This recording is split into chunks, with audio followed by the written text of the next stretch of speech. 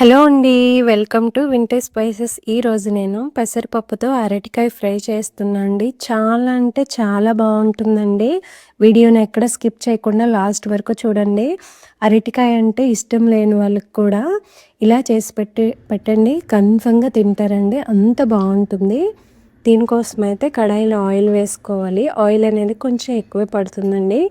Oil heat ఎక్కిన తర్వాత కొంచెం ఆవాలు, జీలకర్ర, అలాగే దంచి పెట్టుకున్న వెల్లుల్లి రెబ్బలు వేసుకోవాలి. వెల్లుల్లి కూడా కొంచెం ఎక్కువే పడుతుందండి.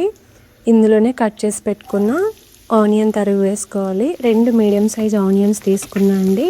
నేనైతే 2 అరటికాయలు చేస్తున్నా కనుక 2 అరటికాయలకి 2 మీడియం సైజ్ ఆనియన్స్ తీసుకుంటే సరిపోతుందండి. ఈ ఆనియన్స్ని మరీ ఎక్కువగా ఫ్రై చేయాల్సిన అవసరం లేదండి. జస్ట్ ఫ్రై చేసుకుంటే సరిపోతుంది. ఇందులోనే కొంచెం కరివేపాకు వేసి కలుపుకున్నాక ఈక్వల్గా కట్ చేసి పెట్టుకున్న అరటికాయ ముక్కలని వేసి ఒకసారి బాగా కలిపి మూత పెట్టి మెత్తగా మగ్గించుకోవాలండి లో ఫ్లేమ్లో.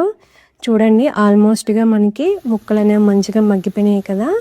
ఈలోపు మనం పెసరపప్పు పేస్ట్ ఎలా చేయాలో చూపిస్తా అండి. దీనికోసం అయితే 1/2 అవర్ నానబెట్టుకున్నా అండి పెసరపప్పుని.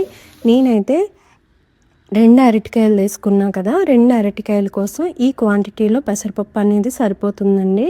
ఇందులోనే 3 పచ్చిమిర్చి, కొంచెం అల్లం ముక్క వేసుకొని మరీ మెత్తని పేస్ట్లా కాకుండా పల్స్ మోడ్లో జస్ట్ కచ్చపచ్చ చేసుకుంటే సరిపోతుందండి. చూడండి, మనకి అరటికాయ ముక్కలు అనేవి మంచిగా మగ్గిపోయినాయి కదా.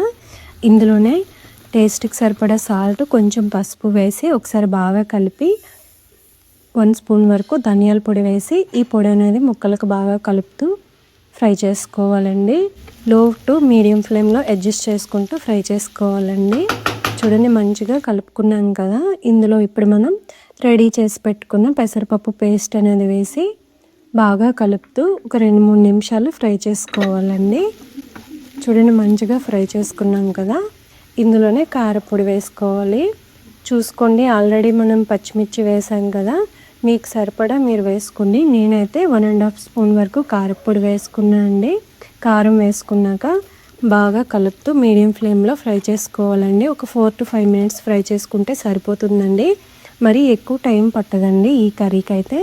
ఇందులోనే కట్ చేసి పెట్టుకున్న పచ్చిమిర్చి చీలికలు, అలాగే కరివేపాకు ఉంటే కొంచెం కొత్తిమీర కూడా వేసుకొని ఒకసారి బాగా కలిపి దింపేసుకుంటే సరిపోతుందండి. చాలా అంటే చాలా బాగుంటుందండి. ఒకసారి ట్రై చేయండి. ఎలా వచ్చిందనేది కామెంట్ సెక్షన్లో కామెంట్ చేయండి. వేడి వేడి అన్నంలో వేసుకొని తింటే ఎంత బాగుంటుందో మీరు ఒకసారి ట్రై చేయండి. కన్ఫర్మ్గా మళ్ళీ మళ్ళీ చేసుకొని తింటారండి. అంత బాగుంటుందండి. అలాగే వీడియో నచ్చితే లైక్ చేయండి, షేర్ చేయండి. ఇలాంటి మరిన్ని సింపుల్ రెసిపీస్ కోసం మన ఛానల్ని సబ్స్క్రైబ్ చేయడం మర్చిపోకండి. Thank you.